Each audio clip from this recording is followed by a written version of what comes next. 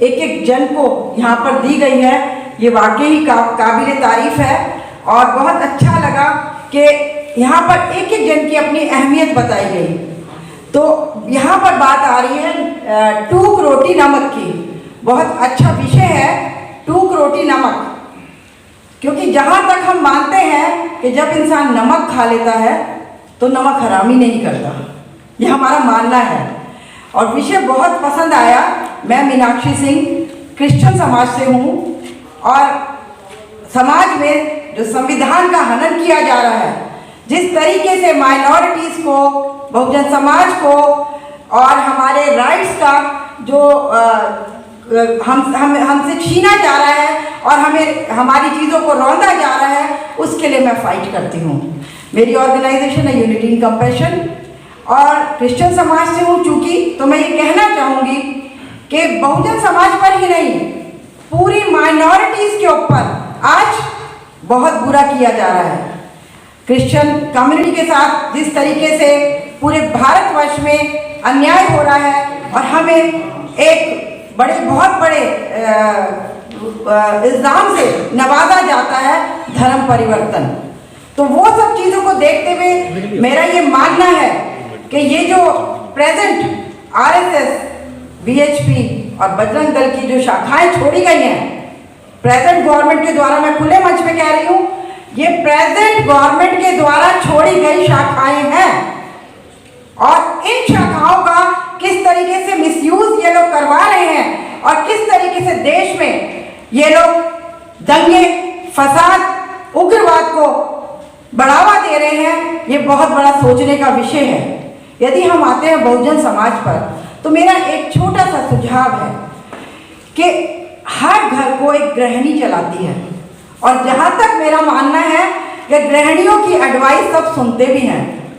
तो यदि आपको लगता है, जैसे डॉक्टर साहब ने कहा कि हमारे समाज में बहुत ज़्यादा शोषित किया जाता है और जगह जगह जातिवाद है आप लोगों के समाज में, तो मेरा एक छोटा सा सजेशन जो मैं प्रैक्टिकल रूप में कर भी रही हूँ कि आप एक महिलाओं का संगठन बनाइए अपने समाज में, और उन महिलाओं को अपनी जो आपके मूल मुद्दे हैं वो देकर यदि उन महिलाएं नुक्कड़ सभाएं करें अपने समाज के साथ, बहुजन समाज के साथ, तो मैं ये कहती हूँ कि इस क्रांति में बहुत बड़ा चेंज आएगा। क्योंकि महिलाओं के कहने पर हम कई बार देखते हैं कि जो चीज़ पुरुष लोग और हस्बैंड लोग नहीं भी चाहते, पर यदि महिलाएं कहेंगे नहीं हमें उस मंदिर में जाना है, या हमें गुरुद्वारे में जाना है, या हमें मस्जिद में जाना है, मतलब चर्च में जाना है, तो पुरुष लोग सुनते हैं अपनी महिलाओं की। तो यदि इस क्रांति को बल देना है तो महिलाओं को बराबर का आप लोगों को रूप देना पड़ेगा, संगठित करना पड़ेगा, और महिलाओं के सामने ये वक्तव्य आपको कुछ मुद्दे रखने पड़ेंगे ताकि वो जाकर बहनों के साथ बैठकर नुक्कड़ सभाएं करें, और उनके साथ बैठ के जो टूक रोटी नमक आंदोलन है उस चीज़ को उनके साथ बैठकर शेयर करें। तो मैं ये कहती हूँ कि बहुत बड़ा आगे जब आप लोग इसको बड़े आंदोलन का रूप देंगे तो उसमें बहुत बड़ा सहयोग मिलेगा। रही संविधान की बात, या न्यायालयों में जगह नहीं मिल रही या क्या है, तो मेरा ये मानना है, जो मैं देख रही हूँ गुजरे 7 सालों से, तो यहाँ तो जगह माइनॉरिटीज़ को, बहुजन समाज को कहीं पे नहीं मिल रही है। आप ये देखिए, जो ये ब्राह्मणवाद है, जो हिंदुत्व का नारा भरते हैं, ये अपना जहर इस तरह घोल रहे हैं कि उस जहर से कोई निकलना नहीं चाह रहा है, और उस जहर से कौन निकाल सकता है? सिर्फ हम। यदि माइनॉरिटीज और बहुजन समाज एक हो जाए तो हम कहते हैं कि हम इस भारतवर्ष को बचा पाएंगे, और इस भारत में जो चल रहा है, जो कुरीति, जो जहर घोला जा रहा है, उससे हम छुटकारा पा सकेंगे। तो मैं अपने क्रिश्चियन समाज की ओर से आप लोगों को पूरा का पूरा समर्थन देती हूँ, और जहाँ तक होगा मैं अपने समाज को आप लोगों के साथ जोड़ूंगी। और एक बात और मैं आपको बोलूँगी कि क्रिश्चियंस में, हमारे चर्चिज में हर जाति के, हर समुदाय के लोग आते हैं, SC, ST, OBC, वहाँ पर किसी को जाति के तरीके से नहीं देखा जाता। वहाँ हम सबके साथ बैठकर उनके घरों में भी जाते हैं, खाना पीना भी खाते हैं, सब कुछ करते हैं। तो यहाँ पर जातिवाद का कोई विषय नहीं है, यहाँ पर जातिवाद का है कि हमारे को अपने मनों को बदलना है।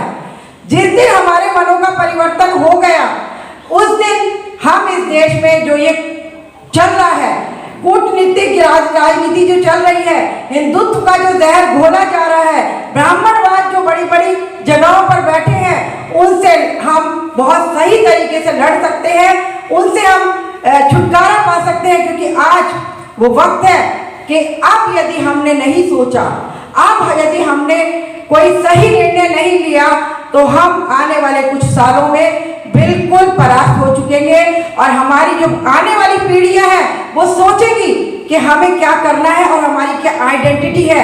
कई जगह पर मैं यहाँ देखती हूँ कि जब हमारे क्रिश्चियंस के ऊपर प्रॉब्लम्स आती हैं तो हमारी आइडेंटिटी पूछी जाती है, हमसे पूछा जाता है कि आप कौन हैं।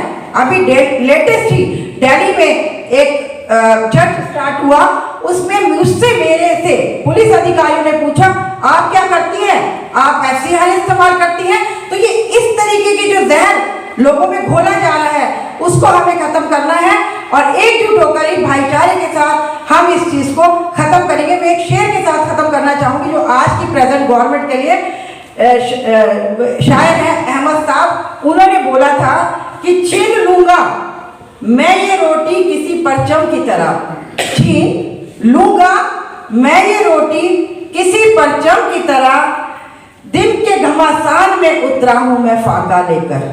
तो दोस्तों, इसी के साथ मैं अपनी वाणी को विराम दूंगी। आपके साथ हमारा पूरा समर्थन है, मैं आपके साथ हूं, अपने समाज को भी आपके साथ जोड़ने की कोशिश करूंगी। जय हिंद, जय भारत।